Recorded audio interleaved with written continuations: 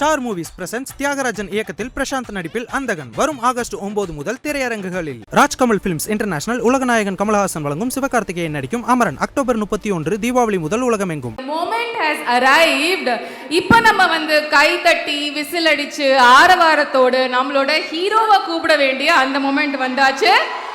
தமிழ் சினிமாவின் பொக்கிஷம், நடிப்பு வெறியன், தங்களானின் தங்களான் சியான் விக்ரம் அவர்களை உங்கள் பலத்த கரகோஷங்களுடன் மேடைக்கு வரவேற்கிறோம்.